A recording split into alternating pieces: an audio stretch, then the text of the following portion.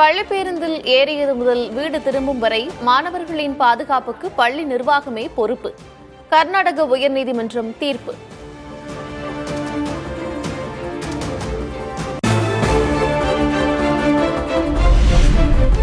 முன்னாள் அமைச்சரும் திமுக எம்எல்ஏவுமான அனிதா ராதாகிருஷ்ணன் கைது. முதல்வர் விஜய் குறித்து அவதூறாக பேசிய வழக்கில் நடவடிக்கை.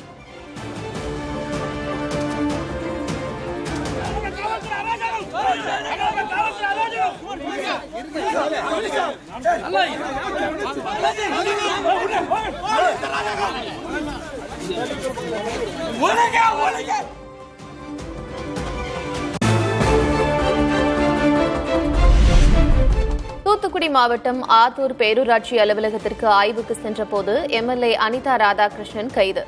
தாவேக நகர செயலர் செல்வம் அளித்த புகாரில் தூத்துக்குடி ஆத்தூர் காவல்துறை பதிவு செய்த வழக்கில் நடவடிக்கை.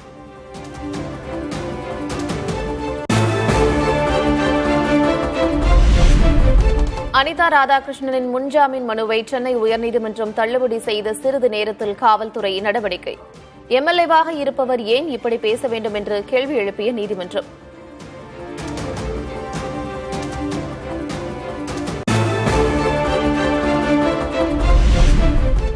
சினிமா ஆக்ஷன் பாணியில் முதல்வர் விஜய் போலீஸ் ராஜ்யம் நடத்திக் கொண்டிருப்பதாக திமுக தலைவர் மு.க.ஸ்டாலின் கண்டனம். ஆணவம் அழிவுக்கு வழிவகுக்கும் என்று அனிதா ராதாகிருஷ்ணன் கைதுக்கு கண்டனம்.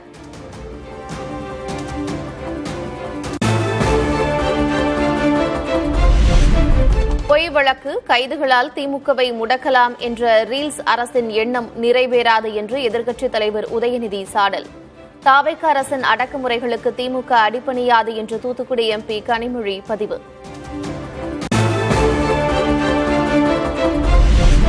அனிதா ராதாகிருஷ்ணன் கைது சர்வாதிகாரத்தின் உச்சம் என்று திமுக அமைப்புச் செயலர் ஆர்.எஸ். பாரதி கண்டனம்.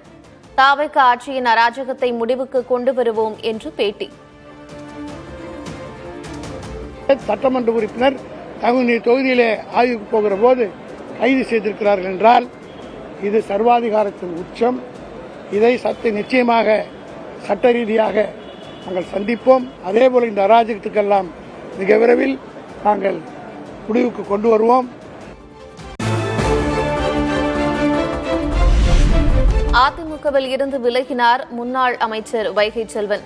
அடிப்படை உறுப்பினர் உட்பட அனைத்து பொறுப்புகளிலிருந்தும் விலகுவதாக கட்சியின் பொதுச் செயலர் எடப்பாடி கே. பழனிசாமிக்கு கடிதம்.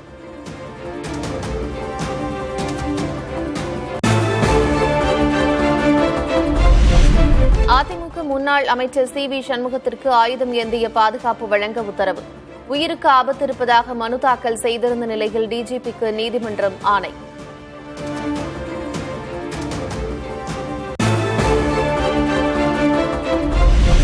கிருஷ்ணகிரி சுங்கச்சாவடியை முற்றுகையிட்ட மார்க்சிஸ்ட் கம்யூனிஸ்ட் கட்சியினர். சுங்கச்சாவடியை அகற்ற வலியுறுத்தி போராட்டம்.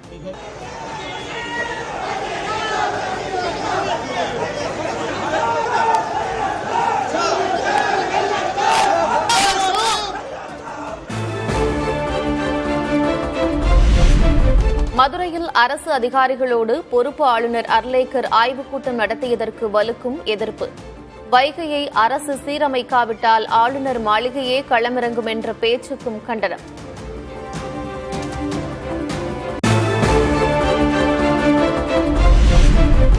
கூட்டாட்சி தத்துவத்தை ஒழிக்கும் வேலையில் ஒன்றிய அரசு ஈடுபட்டு வருவதாக அமைச்சர் வன்னியரசு குற்றச்சாட்டு. பொறுப்பு ஆளுநருக்கு பொறுப்பு வேண்டாமா என்று மக்கள் கேள்வி எழுப்புவதாகவும் பதில்.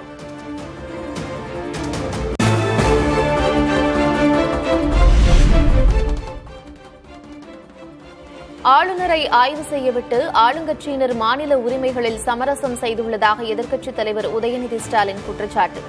ஆளுநர் அர்லேக்கர் அடாவடியாக பேசுவதாகவும் விமர்சனம்.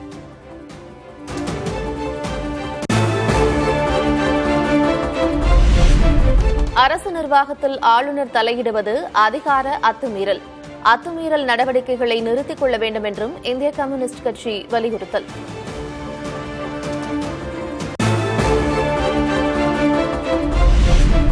ஆளுநர் ஆய்வில் அரசு அதிகாரிகள் பங்கேற்றால் சம்மன் அனுப்பப்படும் என்று மதுரை எம்பி சு வெங்கடேசன் எச்சரிக்கை. மாவட்ட வளர்ச்சி ஒருங்கிணைப்பு குழுவினர் மட்டுமே ஆய்வு செய்ய வேண்டும் என்றும் அறிவுறுத்தல். ஆய்வு நடத்த அதிகாரிகளை அழைத்தால் எந்த அதிகாரியும் பங்கெடுக்க கூடாது. அப்படி பங்கெடுத்தீர்கள் என்றால் அடுத்த திசா மீட்டிங்கில் உங்களுக்கு அழைப்பானை சம்மன் அனுப்பப்பட்டு அது குறித்து விளக்கம் கேட்கப்படும். அமைச்சகத்துக்கு கீழே வருகிற 96 துறைகளை ஆய்வு செய்கிற அமைப்பு இந்த மாவட்ட வளர்ச்சி ஒருங்கிணைப்பு மற்றும் கண்காணிப்பு குழுதான்.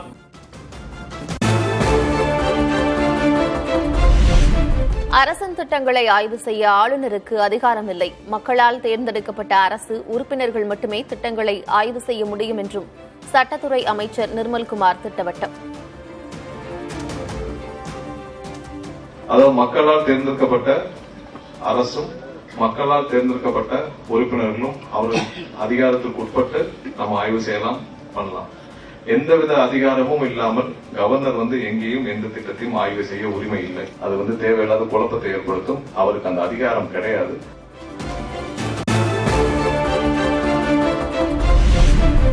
அதிகாரிகள் இனிமேல் அரசின் அனுமதியின்றி ஆளுநரை சந்திக்கக்கூடாது என்று அமைச்சர் நிர்மல்குமார் உத்தரவு. ஆளுநர் தொடர்ந்து ஆய்வுக் கூட்டங்களை நடத்தினால் கடும் கண்டனம் தெரிவிக்கப்படும் என்றும் அறிவிப்பு.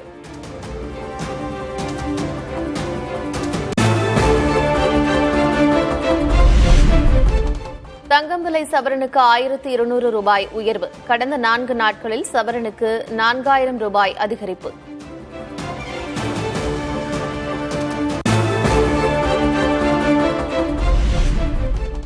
வெள்ளி விலை கிலோவுக்கு 5000 ரூபாய் உயர்வு. சென்னையில் கடந்த 9 நாட்களில் வெள்ளி கிராமுக்கு 30 ரூபாய் அதிகரிப்பு.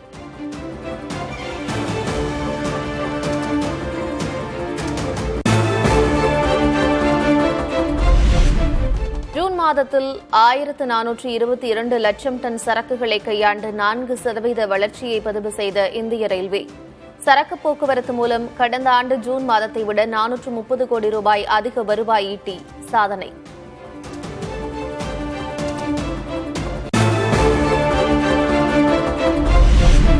திடீர் வெள்ளப்பெருக்கால் காசா சிம்லா இடையே நிலச்சரிவு. சேற்றில் சிக்கிக்கொண்ட வாகனங்கள்.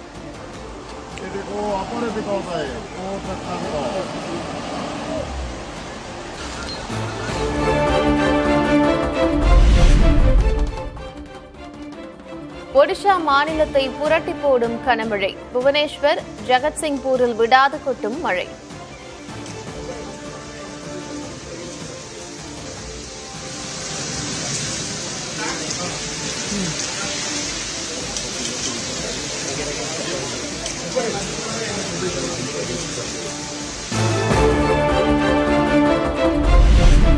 ஒடிஷா மாநிலம் மல்கங்கிரி மாவட்டத்தில் 3 நாட்களாக தொடரும் கனமழை.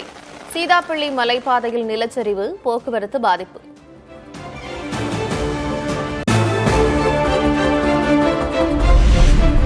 மும்பையில் தீவிரமடைந்து வரும் தென்மேற்கு பருவமழை. பரேல், அந்தேரி உள்ளிட்ட பகுதிகளில் சாலைகளில் குளம் போல தேங்கியுள்ள மழைநீர்.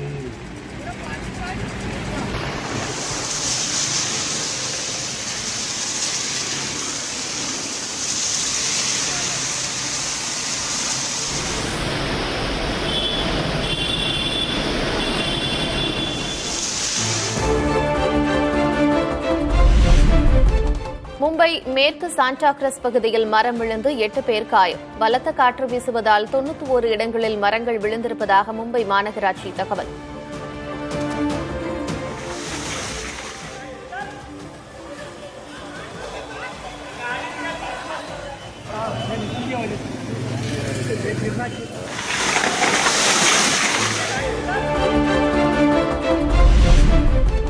மகாராஷ்டிரா மாநிலத்தின் பல்வேறு பகுதிகளில் கொட்டி தீர்க்கும் கனமழை. மும்பையில் திறந்திருந்த பாதாள சாக்கடையில் தவறி விழுந்து முதியவர் உயிரிழந்த பரிதாபம்.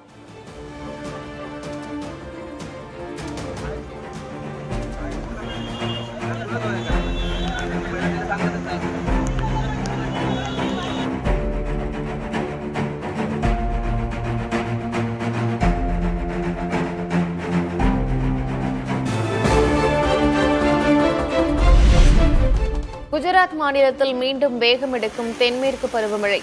வல்சாத் மாவட்டத்தில் சாலைகளில் தண்ணீர் தேங்கியதால் பொதுமக்கள் கடும் அவதி.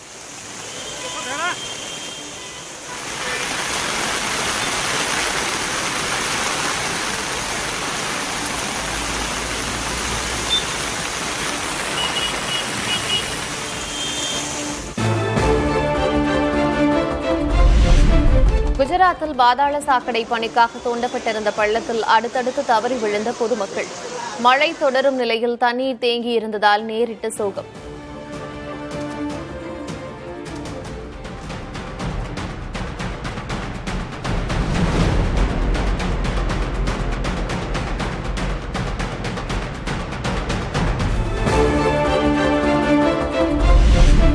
வளிமண்டலத்திலும் தாக்கத்தை ஏற்படுத்த தொடங்கியுள்ள சூப்பர் எல் நினோ முன்னெப்போதும் இல்லாத அளவிற்கு தீவிரமான பாதிப்புகளை ஏற்படுத்தும் என்று எச்சரிக்கும் சுயாதீன வானிலை ஆய்வாளர்கள்.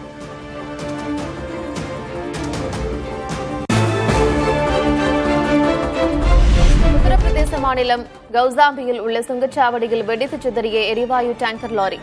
ஒரு வாரத்திற்கு பின் வெளியான சிசிடிவி காட்சிகள்.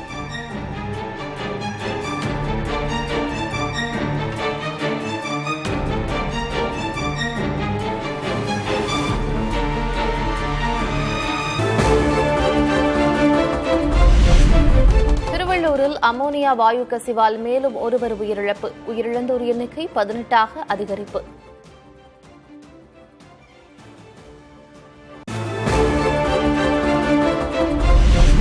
விபத்து நடந்த தொழிற்சாலையிலிருந்து மீதமுள்ள அமோனியா வாயு நாளை முதல் வெளியேற்றும். பொதுமக்கள் பாதுகாப்பாக இருக்க ஆட்சியர் அறிவுரை. தொழிற்சாலையிலிருந்து நாளை அதாவது சனிக்கிழமை காலை 6 மணி முதல் அமோனியா வாயுவானது தேசிய பேரிடர் மேலாண்மை மீட்புக் குழுவால் வெளியேற்றப்பட உள்ளதால் நிறுவனத்தை சுற்றியுள்ள 500 மீட்டர் பகுதியளவு தடை செய்யப்பட்ட பகுதியாக அறிவிக்கப்பட்டுள்ளது. பொதுமக்கள் யாரும் பள்ளியின்றி நடமாடாமல் வீட்டிலேயே பாதுகாப்பாக இருக்கும்படி மாவட்ட நிர்வாகம் சார்பாக கேட்டுக் கொள்ளப்படும்.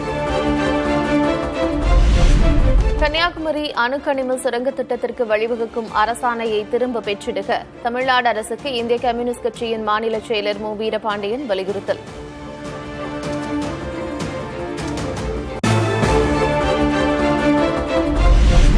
சென்னை பெரம்பூர் தொகுதி மக்களுக்கான மொபைல் செயலியின் விவரங்கள் வெளியீடு. முதல்வரும் பெரம்பூர் சட்டமன்ற உறுப்பினருமான விஜய் அறிவுறுத்தலின்படி விரைவில் மொபைல் செயலி.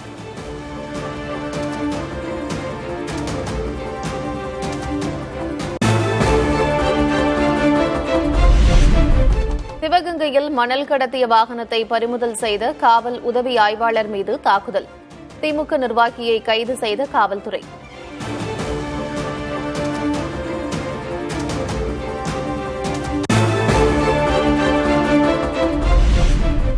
விழுப்புரம் அரசு நடுநிலைப் பள்ளியில் சாக்லேட் சாப்பிட்ட மாணவர்களுக்கு வாந்தி மயக்கம். காலாவதியான சாக்லேட் சாப்பிட்டதால் உடல் நல பாதிப்பு.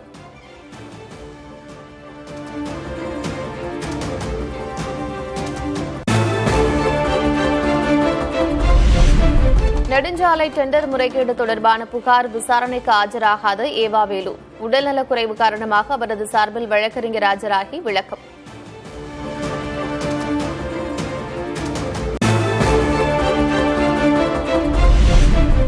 குஜராத் மாநிலம் ஜாம்நகரில் பெருக்கெடுத்து ஓடிய ஆற்று வெள்ளத்தில் சிக்கிய 2 குழந்தைகள். உயிரையும் பொருட்படுத்தாமல் தண்ணீரில் குதித்து குழந்தைகளை காப்பாற்றிய நபர்.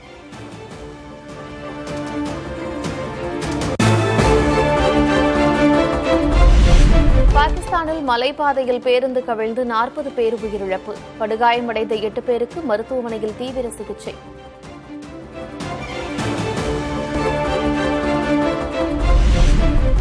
கட்டாய பிஎஃப் கட்டணத்தை 1800 ரூபாயாக குறைத்து பிஎஃப் பங்களிப்பு விதியில் மாற்றம்.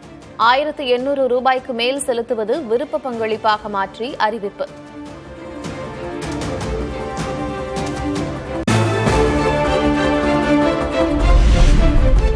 மத்திய அரசின் புதிய பிஎஃப் ஓய்வூதிய திட்ட விதிகள் வெறும் வெளிப்பூச்சு என்ற சிஐடியு விமர்சனம்.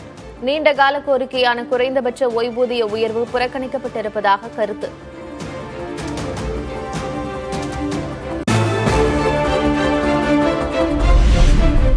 நீட் மறுதேர்வின் இயற்பியல் வினாத்தாளில் தவறான கேள்வி இடம்பெற்ற விவகாரம். 4 மதிப்பெண்களை போனஸாக வழங்க தேசிய தேர்வு முகமை முடிவு.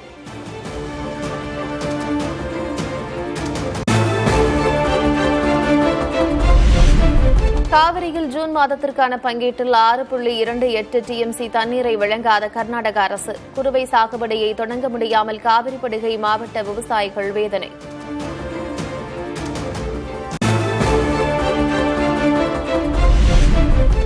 தமிழக தகவல் ஆணையத்தில் 40,000 வழக்குகள் தேக்கம். நிர்வாகச் சுமை மற்றும் காலி பணியிடங்களை நிரப்பாததே காரணம் என்று குற்றச்சாட்டு.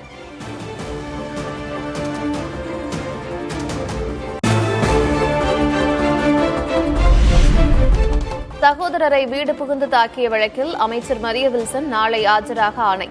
குற்றப்பத்திரிகையை நேரில் பெற்றுக்கொள்ள புதுச்சேரி குற்றவியல் நீதிமன்றம் உத்தரவு.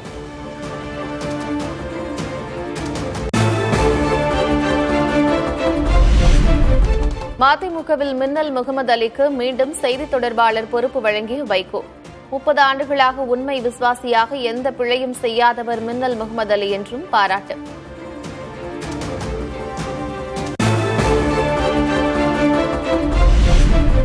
கல்வெட்டு அறிஞர் ராஜகோபால் மாரடைப்பால் சென்னையில் நேற்று காலமானார். தொல்லியல் சார்ந்து 20க்கும் அதிகமான நூல்கள், 40க்கும் அதிகமான ஆய்வு கட்டுரைகளை எழுதியவர் ராஜகோபால்.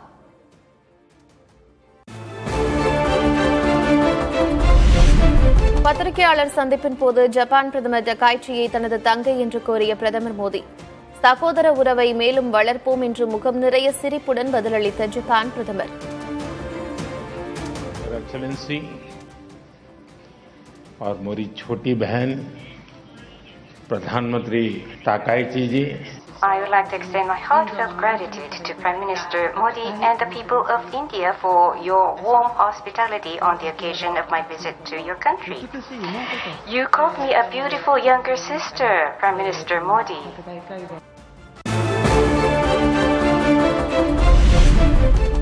ஜப்பான் விசா கட்டணம் 400 விழுக்காடு உயர்ந்தது. சுற்றுலா பயணிகளின் வருகை அதிகரிப்பால் அரசுக்கு ஏற்படும் நிதி சுமையை குறைக்க நடவடிக்கை.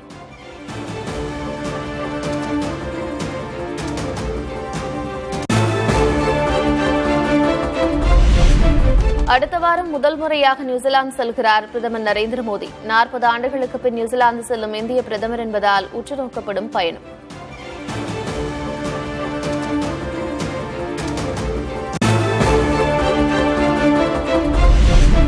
மத்திய பிரதேச முதல்வர் மோகன் யாதவ் குடும்பத்தினர் நில மோசடி செய்திருப்பதாக காங்கிரஸ் சாடல். குற்றச்சாட்டு எழுப்பப்பட்டு 10 நாட்களுக்கு மேலாகியும் பாஜக அமைதி காப்பதாக விமர்சனம்.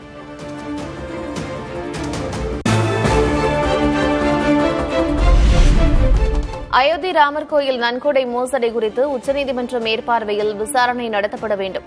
பிரதமர் நரேந்திர மோடிக்கு எழுதிய கடிதத்தில் காங்கிரஸ் பொதுச் செயலர் KC வேணுகோபால் வலியுறுத்தல்.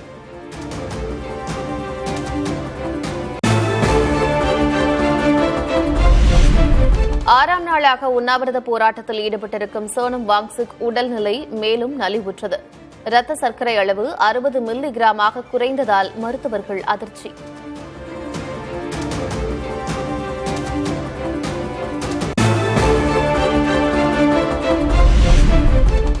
மின் வாகன பயன்பாடு 20% எட்டினால் இறக்குமதியில் 1 லட்சம் கோடி மிச்சமாகும் என்று SBI அறிக்கை.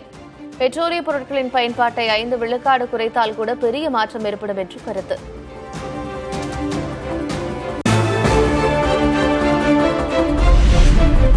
அமர்நாத் பனிலிங்க தரிசன யாத்திரை தொடங்கியது. ஆயிரக்கணக்கான பக்தர்களை ஜம்மு காஷ்மீர் முகாமில் இருந்து பாதுகாப்பாக அழைத்துச் செல்லும் ராணுவ வீரர்கள்.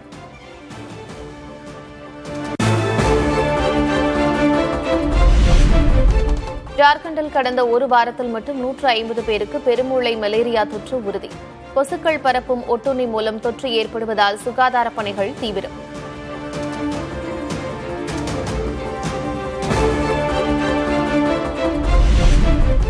இந்தியாவில் இருந்திருந்தால் தன்னால் தலைமை பொறுப்புக்கு வந்திருக்க முடியாது. பெப்சி நிறுவனத்தின் முன்னாள் CEO இந்திரா நூயி பேச்சுக்கு வலுக்கும் எதிர்ப்பு.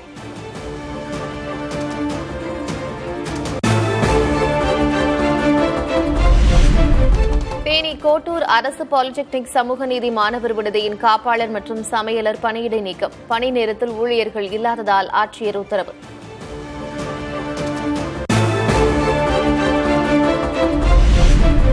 சென்னை சைதாப்பேட்டையில் தொடர் மின்வெட்டை கண்டித்து மின் வாரிய அலுவலகத்தை முற்றுகையிட்ட மக்கள். கடந்த 5 நாட்களாக மின்வெட்டு தொடர்வதால் கடும் அவதியடைந்து வருவதாக புகார்.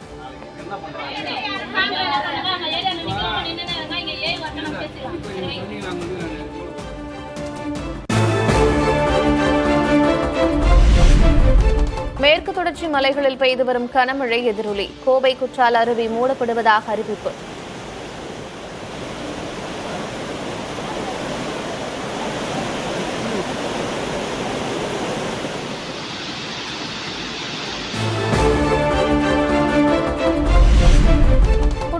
சென்னையில் களை கட்டிய சீசன். வார நாட்களிலும் குவியும் சுற்றுலா பயணிகள்.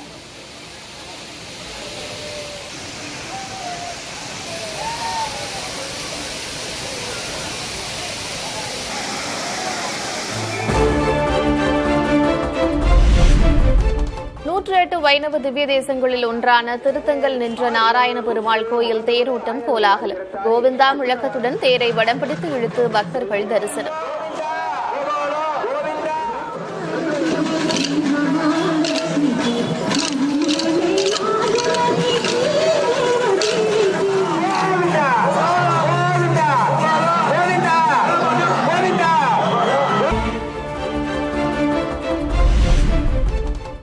திருச்சி மணப்பாறை அருகே கே பெரியப்பட்டி பிரிவு பகுதியில் நெடுஞ்சாலையில் மக்கள் மறியல்.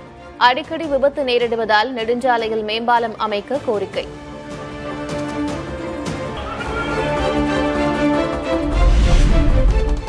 கோயில் முறைகேடு குறித்து மின்னஞ்சலில் புகார் அளிக்கலாம் என்று அறநிலையத்துறை அமைச்சர் ரமேஷ் அறிவிப்பு. கோயில் பணிகள் மற்றும் வேலைவாய்ப்புக்கு லஞ்சம் பெறுதல் போன்றவற்றுக்கும் புகார் அளிக்கலாம்.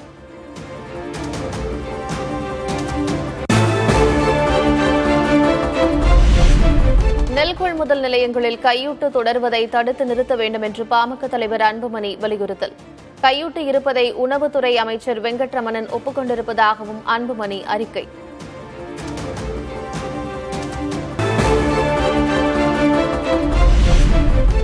சமையல் செய்வதும் சுத்தப்படுத்துவதும் பெண்களுக்கான வேலை மட்டுமல்ல, அது ஒவ்வொரு பெரியவரின் பொறுப்பு. வீட்டு வேலைகள் பெண்களின் வேலை என்று முத்திரை குத்தக்கூடாது என்றும் நடிகை பிரியங்கா சோப்ரா கருத்து.